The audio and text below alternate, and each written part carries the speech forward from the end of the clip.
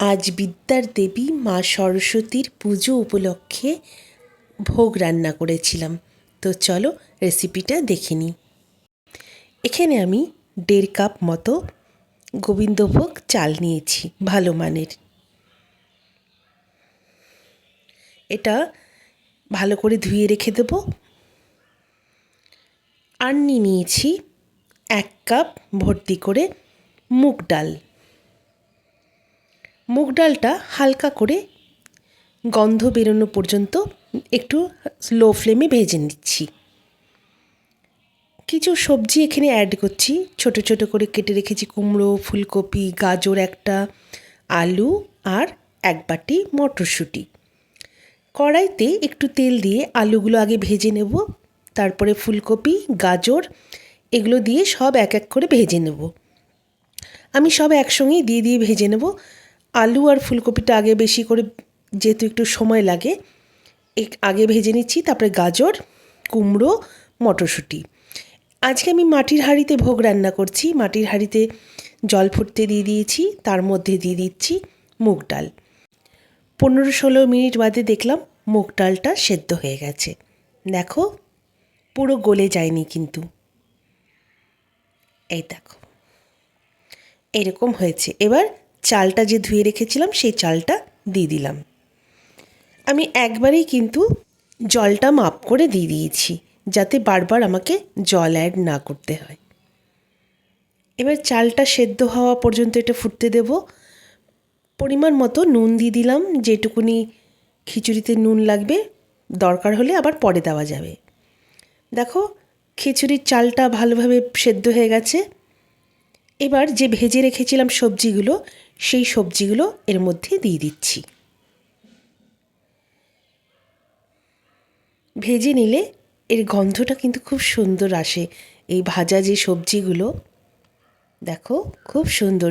শীতকালে ভোগ রান্না যদি সবজি দিয়ে করো না, তাহলে বেশি কিছু লাগবে না। বাঁধাকপি অথবা বেগুন ভাজা থাকলেই হবে। ফোড়নে আমি কিছু গরম মশলা দিচ্ছি।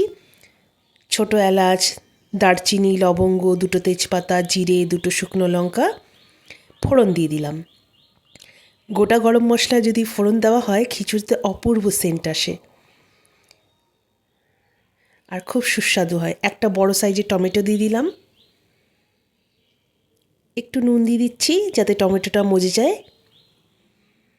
টমেটোটা একটু নরম হওয়া পর্যন্ত নাড়াচাড়া করব।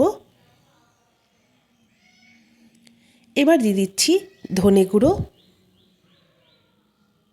দিয়ে দিচ্ছি জিরে গুঁড়ো আর হলুদ গুঁড়ো, দিয়ে দিচ্ছি কাশ্মীরি লঙ্কা গুঁড়ো।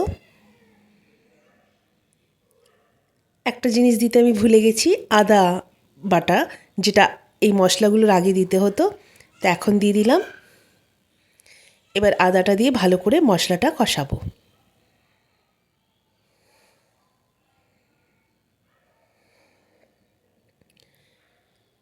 কষানো হয়ে গেছে। একটু জল দিয়ে এবার ওই খিচুড়ির যে ভাতটা করেছি ওর মধ্যে দিয়ে দিলাম। এবার খিচুড়িটা ভালো করে মিশিয়ে নেব। এবার আর একটু কিছুক্ষণ ফুটতে দেবো ওটা, মশলার সঙ্গে যাতে ফোটে। গোবিন্দভোগের খিচুড়ি মিষ্টি মিষ্টি হয়, তাই 2 চামচ এখানে ভর্তি করে চিনি দিয়ে দিলাম।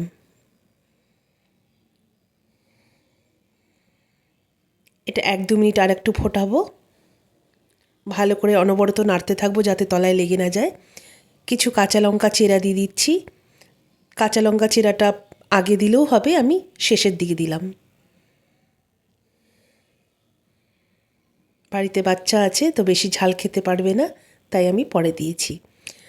এখানে আমি দিয়ে দিলাম 1 চামচ গরম মশলা গুঁড়ো আর দিয়ে দিচ্ছি 2-3 চামচ ঘি। ভালো করে মিশিয়ে গ্যাসের ফ্লেমটা অফ করে দেবো। ঠান্ডা হয়ে গেলে এটা বেশ জমাট বেঁধে যাবে। এবার 15-20 মিনিট স্ট্যান্ডিং টাইম দিয়ে দিলাম।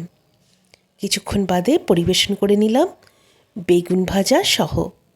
তো বলো, আজকের ভোগের খিচুড়িটা তোমাদের কেমন লাগলো? ভালো লাগলে অবশ্যই জানিও। এই খিচুড়িটা কিন্তু শীতকালে ভোগ ছাড়াও বানাতে পারো। তোমরা ভালো থেকো।